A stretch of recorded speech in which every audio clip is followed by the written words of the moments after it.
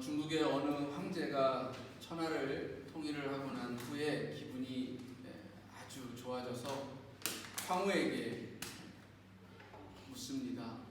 그대가 원하는 게 무엇인지 말만 하면 다 들어주겠소. 그러니 주저 말고 한번 얘기해 보시오라고 말을 합니다. 황후가 선뜻 대답을 하질 못하고 한참을 머뭇거립니다. 그래서 다시 한번 황제가 너무 어려워 마시고 어서 말을 해보시오라고 한 번 더 재촉을 합니다. 마침내 황후가 입을 열고 이렇게 말합니다. 아래옵기 황송하지만 황제보다 더 좋은 남자와 한 번 더 살아봤으면 소원이 없겠습니다. 예, 중국의 한 고사입니다. 세상에서 모든 것을 해줄 수 있는 남자와 같이 있어도 이 세상의 것으로는 우리의 욕심을 다 채울 수 없다. 또는 우리의 가진 욕심에는 끝이 없다라고 하는 이야기를 해주는 그러한 이야기입니다. 그래서 성경은 우리 인생들에게 이런 끊임없이 가져도 또 추구해도 목마를 것을 구하지 말고 영원히 목마르지 않을 것, 바로 그것을 찾고 구하여라 라고 말씀해 줍니다. 그러니까 다시 찾을 필요가 없는 참된 진리를 구하라고 말씀하는 것입니다. 그 참된 진리란 두말할 필요 없이 영원한 진리가 되시는 하나님 그리고 그의 말씀이라는 것입니다. 시편 111편에서와 마찬가지로 오늘 솔로몬은 여기 이 잠언의 곳곳에서 모든 지혜의 근본이 하나님을 경외하는 것이다 라고 말하고 있습니다. 우리가 삶을 살아가기 위해서는 지식이 필요하죠. 또 지혜도 필요합니다. 이 세상의 지식과 지혜는 우리의 삶을 보다 편리하고 윤택하게 만들 수 있습니다. 지식을 활용한 다양한 기술의 발전이 가져다준 우리 생활의 편리함 또 풍요로움은 이 과거와 비교해 볼 때 분명하게 확인이 되어지죠. 그러나 이 우리의 삶의 자리에는 그러한 풍요나 또 편의만 있다라고 해서 행복한 것은 아니라는 것입니다. 인생이 좀 더 행복하게 그 생명을 누리고자 한다면 하나님을 경외하라고 말씀합니다. 하나님을 경외한다라고 하는 것은 나와 이웃을 있게 하신 하나님을 믿는 믿음 안에서 나와 이웃의 생명이 더불어서 기뻐할 수 있는 삶을 생각하라라고 하는 그런 뜻을 담고 있습니다. 때문에 이 세상을 다른 이에 대한 관심이나 배려 없이 내 멋대로만 혹은 내 뜻대로만 사는 것은 지혜가 아니라는 것입니다. 여러분 생각해 보세요. 아무리 풍요롭고 편리한 세상이라고 해도 나만 살기 위한 온갖 범죄가 횡행하고 있다면 거리에 나서기조차 불안할 것이 분명합니다. 요즘 아프가니스탄에서는 샤리아법이라고 하는 저들만의 법을 통해서 언론이라든지 여성이라든지 여러 가지 많은 인권과 관련되어진 부분들을 통제하고 억압을 합니다. 남자들을 위한 어떤 법들, 그들만을 위한 어떤 것들이 그렇게 통제하고 억압할 때에 당하여지는 수많은 고통들, 그런 상황 속에서 거리에 나서고 또 자기의 삶을 살아가기 위한 행복을 추구하고 하는 것들이 과연 제대로 되어질 수 있을까라는 생각을 하는 것이죠. 세상에서 여기 오늘날 현대에서 가장 잘 산다라고 하는 미국에서 한 해 총기 사고로 숨지는 사람이 어느 어느 정도일 것 같습니까? 2019년의 통계 자료를 보니까요, 1월부터 5월까지 5개월간 총기 사고로 숨진 사람이 약 6,000명 가량이래요. 근데 이라크와 전쟁을 벌였던 4년 동안 발생한 사망자 수가 3,000명이라는 거죠. 또 그 한 해 전인 2018년 자료를 보면 1년 동안 약 3만여 명이 총기 사고로 목숨을 잃습니다. 그러니까 매일 82명 정도가 총기로 인해서 죽었다라는 겁니다. 그나마 2020년과 올해는 이 코로나 바이러스 때문에 사람들이 주로 집에 머물러 있는 시간이 많게 되어서 이 총기 사고가 좀 줄어서 다행이라고 하는 이야기를 합니다. 보도를 보니까 참 이게 웃어야 할지 모르겠습니다. 어쨌든 불특정 다수를 향한 이 총기 난사의 사건들이 벌어질 때마다 이 총기를 규제하자라고 하는 그런 법안이 논의가 되지만 언제나 그때뿐이고 국회에 제대로 상정조차 되지 못합니다. 왜냐하면 이 총기 업체들의 로비 때문이죠. 이 로비 업체의 주장은 총기는 단순한 자기 방어의 수단이라는 거예요. 그런데 여러분, 어린아이에게 위험한 장난감을 손에 쥐어놓고 하라는 대로만 하면 문제가 없다, 그렇게 이야기하고 말겠습니까?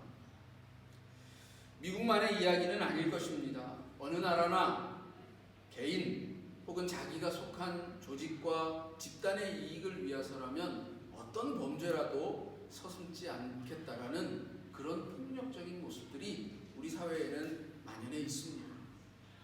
어떻게 그런 끔찍한 범죄들이 행하여질까요? 근본적으로는 바로 하나님을 경외함이 없기 때문입니다. 하나님을 믿지 않는 이들에게는 내 이웃에게 한 일이 곧 하나님께 한 일이라고 하는 이 말씀이 적용되지 않는 거예요. 여러분, 하나님을 믿으면 하나님이 분명하게 내 이웃에게, 어린아이 하나에게, 저 약한 사람 한 사람에게 행한 것이 곧 나에게 행한 것이다 라고 하는 이 말씀을 분명히 알고 있고 기억할 텐데 어떻게 그런 끔찍한 일을 행할 수 있느냐 말입니다.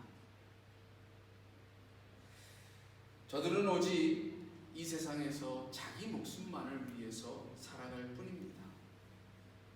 하나님은 우리가 죄악의 길로부터 돌아서서 서로의 생명을 돌아보는 의의 삶을 살도록 교훈하십니다. 그런데 오늘 여기 하나님의 한탄하시는 소리가 들리십니까?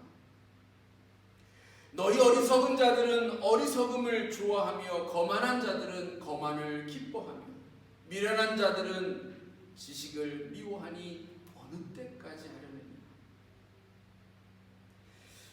하나님의 바라시는 것은 사망과 죽음이 아닙니다. 하지만 어리석은 인생들은 스스로 죽음의 길로 달려가는 것입니다. 하나님의 지혜와 교훈이 우리를 불렀습니다. 그런데 우리는 듣기 싫어했습니다. 하나님이 당신의 손을 내밀어서 우리를 붙잡아 보려 했습니다. 그러나 우리는 그 손을 매몰차게 뿌리쳤습니다. 뿐만 아니라 하나님이 말씀하실 때에 우리는 그 말씀을 멸시하였습니다. 하나님의 지혜라고 하는 것이 고리타분하다느니 그런 식으로는 이 험한 세상을 살아갈 수 없을 거라느니 요즘 세상에 정직하고 착하게만 살아서는 바보 소리만 듣는다느니 하면서 하나님의 말씀을 듣지 않으려 했다는 것입니다. 그러나 우리가 살아가는 이 세상에 하나님의 공의가 실현되지 않으면 결국 그 피해는 우리가 입습니다. 기울어진 운동장이 되어버린 이 세상을 바로 잡아야 우리의 청년들에게 내일이 있고 미래가 있습니다. 공정과 상식을 가진 세상이 되어야, 그래야 없는 사람도 나아질 수 있다는 희망을 품을 수 있는 것입니다. 그런데 어느덧 이제 그러한 공정과 상식이 가진 자들의 전유물이 되고 말았습니다. 돈과 권력이 공정이고 상식이다라고 말하는 그런 세상이 되면, 여러분, 저 짐이 곧 국가다라고 외쳤던 절대 왕정의 시대로 돌아가 버리고 마는 것입니다. 여러분, 하나님은 판결을 굳게 하지 말라고 하십니다.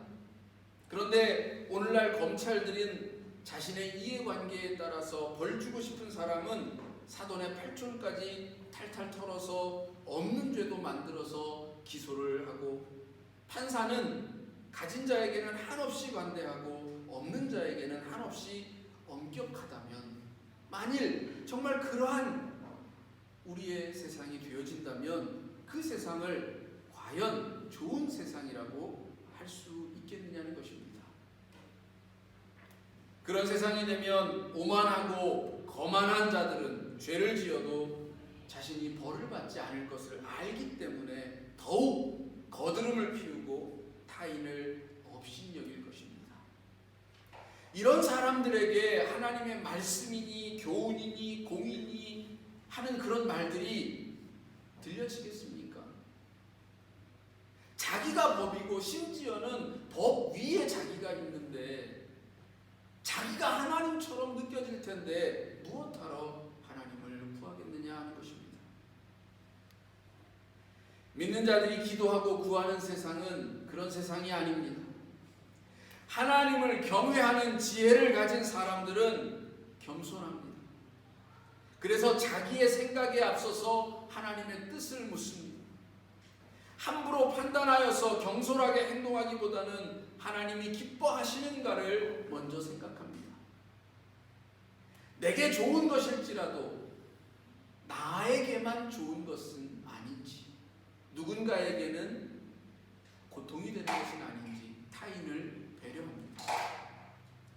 이웃의 눈물을 나의 기쁨으로 삼지 않고 같이 기뻐할 수 있는 그런 일을 찾는 것입니다.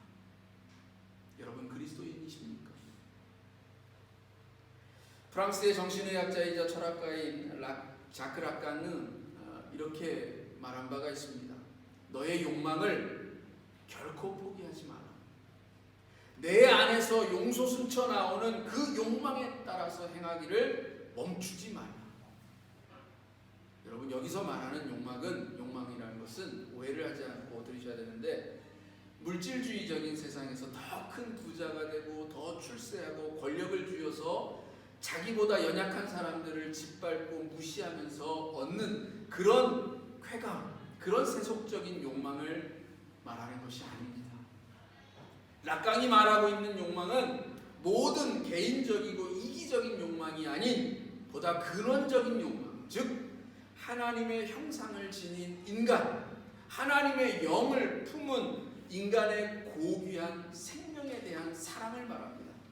그 생명에 대한 사랑의 욕구를 가지라고 말하고, 그 욕구가 우리 안에서 외치는 소리를 따라서 행하라고 말하는 것입니다. 그러니까 우리 그리스도인들은 하나님 안에서 욕망해야 하는 것입니다. 참된 지혜는 하나님의 선하시고 기뻐하시고 온전하신 뜻이 무엇인지를 분별하여 알게 합니다. 바로 그 하나님이 주시는 근원적이고 본질적인 거룩한 욕망을 따라서 살아가야지만 우리가 사는 이 세상이 살만한 세상이 되는 것입니다.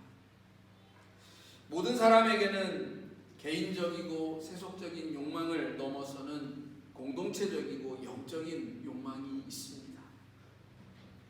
슬픔과 고통하는 자를 보면 마음이 아파집니다. 그런데 그런 마음을 애써 외면하면서 못 본 척할 때, 그때 내 속에서 하나님의 지혜가 소리칩니다. 여러분, 오늘 여기 이 잠언에서도 솔로몬이 말하죠. 하나님의 지혜가 광장에서 시장에서 소리친다는 거예요. 어디 멀리 깊은 산 속에 꼭꼭 숨어 있는 것이 하나님의 지혜가 아니라는 것입니다. 하나님의 지혜는 의외로 우리의 가까이 있어요. 여러분 속에 있는 것입니다. 하나님은 끊임없이 우리 속에서 어떤 삶이 바르고 정직하며 정말 이 세상을 살맛나는 세상으로 만드는 삶인지에 대해서 계속해서 말씀하고 계시는데, 우리가 그 소리를, 그 광장의 소리, 시장의 소리를 외면하고 있다라는 겁니다. 많은 성경학자들이 그래서 여기 이 지혜를 양심으로 번역을 하기도 합니다. 사람의 내면에는 자기의 생각이 있고 자기의 생각을 초월한 양심이 있습니다. 생각과 양심이 일치할 때는 내적 갈등이라고 하는 것이 생기지가 않습니다. 근데 이 내 생각과 양심이 외치는 소리가 다를 때가 있어요. 그럴 때 우리는 내적인 갈등을 겪는 것입니다. 일종의 불편함이 찾아옵니다.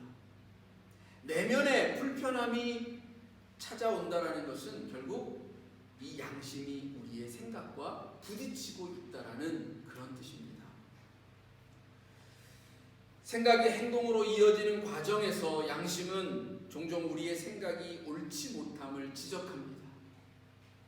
그렇게 해서 올바르지 못한 생각이 실제 행동으로 이어지지 않도록 하거나 혹은 이미 행동으로 옮겨진 것을 올바르지 못했다고 그렇게 우리에게 반성하도록 질책하기도 하는 것이 이 양심입니다. 사람이 부패하고 타락하는 이유에 대하여서 성경은 이렇게 말합니다. 우리의 생각이 육을 쫓아 하나님의 법이 아니라 세상의 법을 허용하였기 때문이다 라고 말합니다. 즉 말씀의 법을 따라서 우리를 부끄럽게 하는 양심의 소리를 외면하거나 적당히 타협하여서 자기 합리화의 길로 나아가기 때문에 우리는 범죄의 길로 간다라고 말하는 것입니다. 베드로전서 3장 16절에서 베드로는 우리에게 선한 양심을 가질 것을 권면합니다. 디모데 역시 디모데전서 1장 19절에서 성도들에게 믿음과 착한 양심을 가지라고 말합니다. 무엇보다 1장 5절에서 이 교훈의 목적은 청결한 마음과 선한 양심과 거짓이 없는 믿음에서 나온 사랑이다라고 말함으로써 믿음과 착한 양심에서 나오는 사랑이야말로 하나님의 교훈이요 지혜의 본질이다라는 것을 선포해주고 있습니다. 즉 양심은 우리를 서로 사랑하도록 이끈다는 거예요. 믿음의 사람은 이 양심에 화인 맞은 그런 사람과 같아서는 안 됩니다. 바울은 사도행전 24장 16절에서 하나님과 사람에 대하여 항상 양심에 거리낌이 없기를 힘쓴다라고 했습니다. 양심이 굳어져서는 안 된다는 것입니다. 양심이 우리 안에서 소리칠 때에 그것을 외면할 때마다 우리의 양심은 조금씩 굳어져 갑니다. 이것이 하나님의 성령을 근심하게 하는 것입니다. 여러분, 하나님의 성령을 근심하게 하지 마세요. 우리가 그렇게 양심을 굳게 해놓고는 하나님이 나에게는 말씀하지 않는다, 하나님께서 나의 기도는 들어주지 않는다라고 하면 하나님이 얼마나 어이가 없으실까? 우리는 그런데 이 어이없는 일을 한다라는 거예요. 그러다가 실패를 경험하고 고난을 맞이하게 되어서야 후회를 하면서 하나님을 찾습니다. 범죄자들이 대부분 이 범죄 행위를 할 때에는 두려움이 없답니다. 그러다가 수사망이 좁혀오면 그때서야 두려워서 도망하려 한다는 거예요. 양심의 화의를 맞으면 그렇게 됩니다. 자기의 죄악된 행위, 그 행위를 할 때에는 두려움이 없고 죄악에 대한 처벌은 어떻게든 피하려 한다는 겁니다. 하나님은 그런 이들에게 분명하게 오늘 말씀에서도 경고하고 있습니다. 너희가 재앙을 만날 때에 내가 웃을 것이며 너희들이 두려움이 임할 때에 내가 웃으리라. 그때 너희가 나를 부르리라. 그래도 내가 대답하지 아니하겠고 부지런히 나를 찾으리라. 그래도 너희들이 나를 만나지 못하리라. 얼마나 안타깝습니까? 하나님을 간절히 찾고 부르짖는데 하나님이 나를 외면하십니다. 그런 상태까지 가면 안 되겠죠. 우리가 스스로 자초한 이 하나님의 심판 앞에서 하나님이 나에게 말씀하지 않았다라고 핑계하시겠습니까? 나는 하나님의 소리를 듣지 못했다라고 그렇게 변명하시겠습니까? 핑계와 변명은 통하지 않습니다. 왜냐하면 하나님의 교훈과 지혜는 누구나 들을 수 있고 누구나 알 수 있도록 길거리에서 부르고 광장에서 소리치고 있기 때문입니다. 사람들이 많이 모이는 시끄러운 골목과 성문 어귀와 성중에서 외쳐지고 있습니다. 하나님의 지혜는 결코 멀리 있지 않습니다. 들으려고 애써야만 들을 수 있는 게 아니라 가만히 있어도 들려지는 소리가 하나님의 지혜라는 것입니다. 마지막 때의 세상은 진리가 없어서 망하여 가는 것이 아니라 진리를 듣지 않기 때문에 망하여 가는 것입니다. 또 어려운 것이 아닙니다. 지식이 많은 사람에게만 이 양심의 언어를 이해할 수 있도록 하나님이 그렇게 우리를 만들지 않으셨습니다. 배우지 못한 사람도 양심의 소리를 들을 수 있습니다. 하나님이 기뻐하시는 사람은 많은 지식을 갖고도 양심이 없는 그런 사람이 아닙니다. 오히려 지식이 짧고 법을 몰라도 선한 양심을 따라 사는 그 사람이야말로 하나님이 기뻐하시는 사람이요 하나님께서 상 주시는 사람이라는 것입니다. 하나님의 사람이라고 해놓고는 우리 속에 들려지는 이 양심의 소리를 이리 재고 저리 재고 하느라고 실천하지 못하는 그런 우리의 모습이 있다면 부끄러워해야 합니다. 남편이 술을 마시고 늦게 들어오니까 아내가 잔소리를 합니다. 아이고 허구한 날 술이야. 제발 좀 줄여라 줄여. 그러자 남편이 지지 않고 대꾸를 합니다. 그러는 자기나 화장품 좀 그만 사 제발. 아내가 다시 소리칩니다. 내가 화장품을 왜 사는데? 나도 차고 사는 거야? 자기한테 이쁘게 보이려고 사는 거잖아. 남편이 이번에도 응수하죠. 나도 그래. 내가 왜 술을 마시는데? 자기를 예쁘게 보려고 마시는 거잖아. 우리가 하나님 앞에 늘어놓는 핑계라는 것이 이런 식의 말도 안 되는 핑계와 변명이어서는 안 된다라는 얘기예요. 정말 하나님의 소리를 못 들었습니까? 하나님의 영이 여러분 속에 말씀하는 것을 몰랐다라고 하시겠어요? 설사 그렇다 해도 결국은 자기 행위의 열매를 먹고 자기 꾀에 배부르게 되어 있습니다. 하나님은 이를 자기를 멸망시키는 일이라고 분명히 경고하고 계십니다. 여러분 평안을 원하십니까? 재앙의 두려움 없이 안전한 주의 돌보심을 바라고 계십니까? 그렇다면 여기 하나님의 말씀에 귀를 기울이시기 바랍니다. 못 들었다, 안 들린다 핑계치 마시고 여러분 안에서 오늘도 말씀하고 계시는 하나님의 교훈에 귀를 기울이시고 순종하시기 바랍니다. 하나님의 정직한 영이 이끄는 대로 살아보시기 바랍니다.